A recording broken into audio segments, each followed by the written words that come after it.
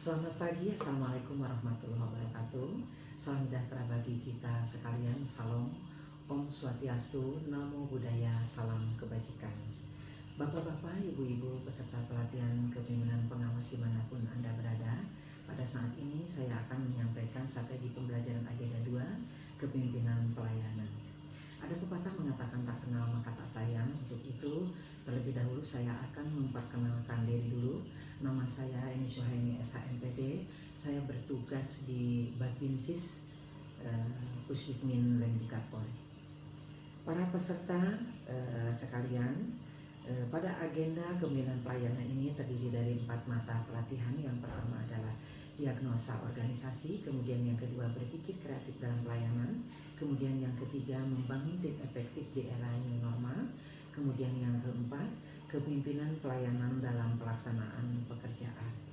Adapun tahapan dan waktu pembelajaran agenda 2 ini dilaksanakan secara e-learning. Di dalam e-learning ada pelaksanaan asinkronus dan sinkronus terdiri dari 20 JP.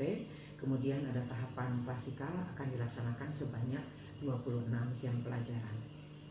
Strategi pembelajaran agenda 2 hari ke-1 yaitu di hari ke-13 pembelajaran akan dilaksanakan secara sinkronus dan asinkronus. Sinkronus terdiri dari 2 JP dan asinkronus sejumlah 8 JP. Di dalam pelaksanaan asinkronus selama 2 JP ini, di dalam 10 menit pertama, fasilitator akan membuka pelajaran, akan dilaksanakan perkenalan antara fasilitator dan peserta untuk membangun hubungan dengan peserta agar situasi kondusif. Kemudian fasilitator akan menyampaikan afirmasi positif.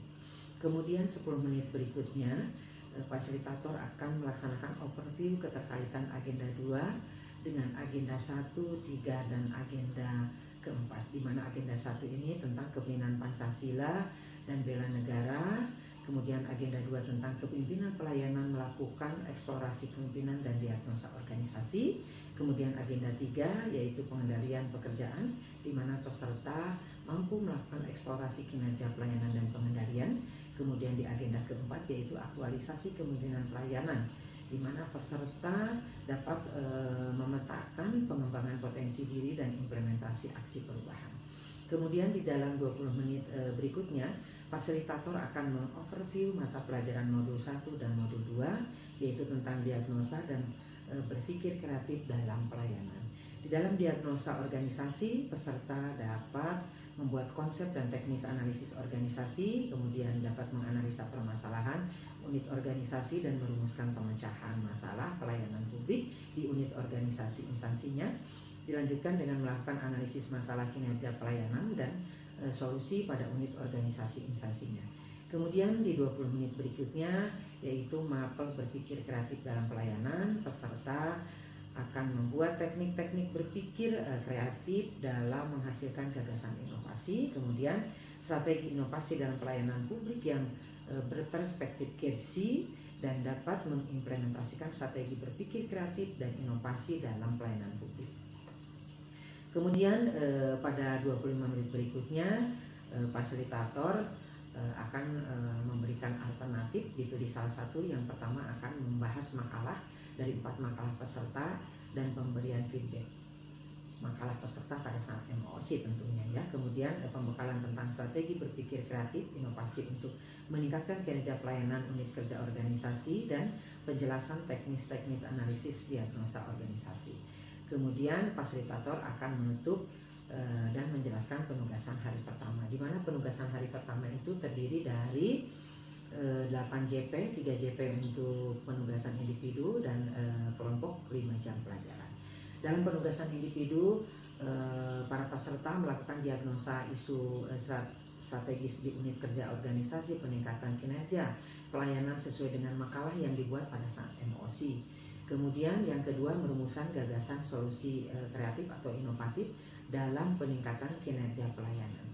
Kemudian di dalam penugasan kelompok akan diberikan alternatif, pilih salah satu, dipersilakan. Yang pertama, menganalisis kasus suatu organisasi yang memiliki kinerja pelayanan rendah disiapkan oleh fasilitator dan merumuskan strategi untuk meningkatkan kinerja pelayanannya. Kemudian alternatif yang kedua, menganalisis kasus salah satu makalah anggota kelompok dan merumuskan strategi untuk meningkatkan kinerja dan pelayanan unit organisasinya. Demikian untuk strategi pembelajaran agenda 2 pada hari pertama, kemudian dilanjutkan dengan strategi pembelajaran hari kedua, yaitu di hari ke-14 pembelajaran. Pada pertemuan kedua ini sama dilaksanakan secara sinkronus dan asinkronus. Pada saat sinkronus 4 jam pelajaran, 10 menit pertama, fasilitator akan membuka pelajaran dan membangun hubungan dengan peserta agar situasi menjadi kondusif. Bisa melaksanakan, fasilitator menyampaikan quotes atau afirmasi positif. Dilanjutkan dengan 90 menit pertama, fasilitator akan mempersilahkan untuk peserta presentasi tugas individu pada saat hari pertama. Kemudian alternatif yang kedua bisa dipilih salah satu, pembahasan makalah individu, diambil 3 makalah peserta dan langsung diberikan feedback. Kemudian presentasi tugas individu hari ke-1 diambil sampling saja. Kemudian 75 menit berikutnya fasilitator akan mengoverview mata pelatihan modul 3 dan modul 4 tentang membangun tim efektif di era new normal dan kepemimpinan dalam pelaksanaan pekerjaan. Di dalam membangun tim efektif di era new normal ini terdiri dari 4 mapel. Yang pertama yaitu membangun tim efektif di era new normal, kemudian konsep tim efektif di era new normal, karakteristik tim efektif di era new normal, dan strategi membangun tim efektif di era new normal. Dilanjutkan dengan mapel kepemimpinan di dalam pelaksanaan pekerjaan, terdiri dari 4 pokok bahasan. Yang pertama adalah pendekatan kepemimpinan dalam pelaksanaan pekerjaan, konsep dasar dalam kepemimpinan dalam pelaksanaan pekerjaan, kemudian praktik baik kepemimpinan dalam pelaksanaan pekerjaan, dan kegiatan kerjasama strategis dalam memberikan pelayanan publik yang prima. Kemudian 5 menit terakhir, fasilitator akan menutup dengan penjelasan penugasan hari kedua, di mana penugasan hari kedua terdiri dari penugasan individu sebanyak 2 JP dan penugasan kelompok sejumlah 4 JP. Penugasan individu terdiri dari yang pertama, mengidentifikasi stakeholder yang memiliki potensi bekerja sama dalam mewujudkan gagasan aksi perubahan. Yang kedua yaitu membangun tim efektif dengan pemanfaatan teknologi digital dalam bekerja sama. Kemudian dalam tugas kelompok ada 2 alternatif, ya. Boleh milih salah satu. Yang pertama yaitu menganalisis kinerja tim efektif dalam organisasi disiapkan oleh fasilitator dan merumuskan strategi penyelesaian kasus tersebut. Kemudian yang kedua, menganalisis kasus salah satu makalah anggota kelompok dan merumuskan strategi untuk membangun tim efektif melalui teknik komunikasi efektif dan penerapan dalam kepemimpinan pelayanan. Demikian seluruh peserta pelatihan PKP dimanapun Bapak-Bapak Ibu-Ibu berada, saya telah menyampaikan strategi pembelajaran agenda 2 tentang kepemimpinan pelayanan, pelatihan kepemimpinan pengawas.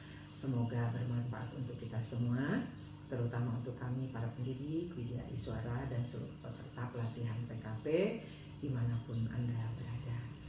Demikian telah saya sampaikan strategi pembelajaran. Saya tutup dengan wabillahi taufiq wal hidayah. Wassalamualaikum warahmatullahi wabarakatuh. Selamat siang. Om Santi Santi Santi Om.